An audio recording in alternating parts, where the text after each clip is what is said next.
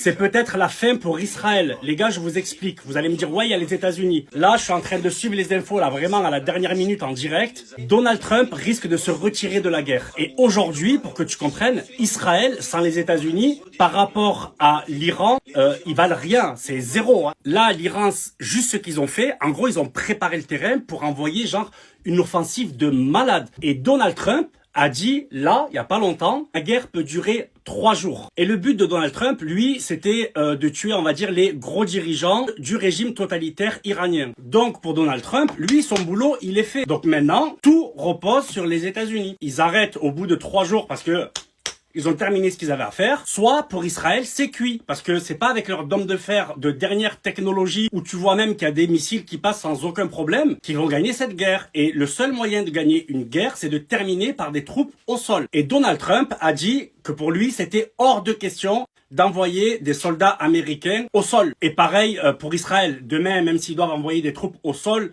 c'est cuit. Comparé à l'Iran, ils sont surentraînés. Ils sont des dizaines et des dizaines de milliers de soldats. Donc voilà où ça en est. Je vous tiens au courant. Attends, alerte info, la base américaine au Kyrgyzstan iranien. Attends, je vais continuer à regarder les infos. Regardez bien ces images. Ce ne sont pas des scènes de film, mais la réalité en Israël.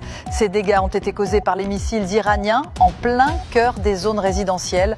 Toits effondrés, façades éventrées, c'est le résultat d'un conflit qui prend une tournure de plus en plus dangereuse et pendant que certains fuient, d'autres tentent de sauver ce qui peut l'être. Est-ce qu'on va vers une guerre totale au Moyen-Orient? Dites-moi ce que vous en pensez.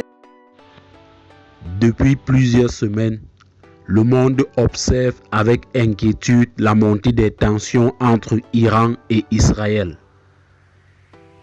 Mais pour comprendre ce conflit, il faut remonter plusieurs décennies en arrière.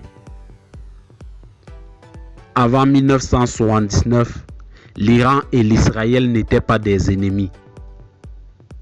Les deux pays entretenaient même des relations relativement cordiales. Tout a changé après la révolution islamique en Iran. Le nouveau régime iranien a adopté une position très hostile envers l'Israël et a fait de la lutte contre l'influence israélienne et américaine au Moyen-Orient une priorité stratégique.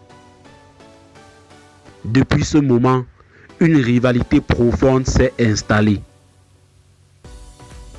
Pendant des années, cette rivalité s'est surtout déroulée dans l'ombre, à travers des guerres indirectes, des opérations secrètes, des cyberattaques et le soutien des groupes armés dans la région.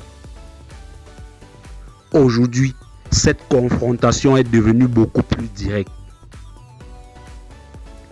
En février 2026, une grande opération militaire menée par l'Israël avec le soutien des États-Unis a frappé plusieurs cibles importantes en Iran, notamment des installations militaires et liées au programme nucléaire iranien.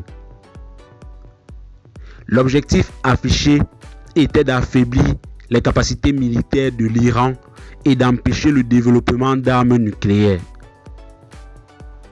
L'Iran a immédiatement riposté avec des missiles et des drones visant des bases américaines et des positions israéliennes dans la région. La situation a rapidement pris une dimension régionale, faisant craindre une guerre beaucoup plus large au Moyen-Orient. Mais ce conflit ne concerne pas seulement deux pays. Il s'agit en réalité d'un affrontement entre deux blocs d'alliés. Du côté d'Israël, l'allié le plus puissant est clairement les États-Unis, qui fournissent un soutien militaire, technologique et diplomatique très important. Plusieurs pays occidentaux, notamment en Europe, soutiennent aussi l'Israël politiquement, même si leur implication militaire directe reste limitée. Du côté de l'Iran, la stratégie est différente. L'Iran s'appuie sur un réseau d'alliés et de groupes armés dans la région que certains analystes appellent l'axe de la résistance. Ce réseau comprend notamment Hezbollah au Liban, ainsi que d'autres groupes alliés en Irak, en Syrie et au Yémen. Ces accusations peuvent attaquer Israël ou les intérêts américains dans la région. Par exemple, au Liban, le Hezbollah a lancé des frappes contre Israël après les attaques contre l'Iran, ce qui a encore élargi le conflit. Derrière ces alliances, il existe aussi des intérêts géopolitiques beaucoup plus larges. Certaines grandes puissances comme la Russie ou la Chine entretiennent des relations stratégiques avec l'Iran, notamment pour des raisons économiques, énergétiques et politiques. Cependant, elles restent prudentes pour éviter une confrontation directe avec les États-Unis. Ce conflit est donc bien plus qu'une simple rivalité entre deux pays. Il touche à plusieurs enjeux majeurs: la sécurité d'Israël, l'influence de l'Iran au Moyen-Orient, le contrôle des routes énergétiques mondiales et l'équilibre des puissances entre l'Occident et ses adversaires. Un autre point crucial est le programme nucléaire iranien. L'Israël considère qu'un Iran doté de l'arme nucléaire représenterait une menace existentielle. L'Iran, de son côté, affirme que son programme est destiné à des usages civils, mais les tensions autour de cette question restent extrêmement fortes. Aujourd'hui, le monde entier observe cette confrontation avec inquiétude, car une escalade incontrôlée pourrait entraîner d'autres pays dans la guerre et provoquer une crise énergétique mondiale, notamment si des zones stratégiques comme le détroit d'Ormuz sont perturbées. En résumé, la situation entre l'Iran et l'Israël est le résultat de plus de 40 ans de rivalité politique, militaire et idéologique. Ce n'est pas seulement une guerre entre deux nations, mais un affrontement complexe impliquant alliances, stratégies régionales et intérêts internationaux.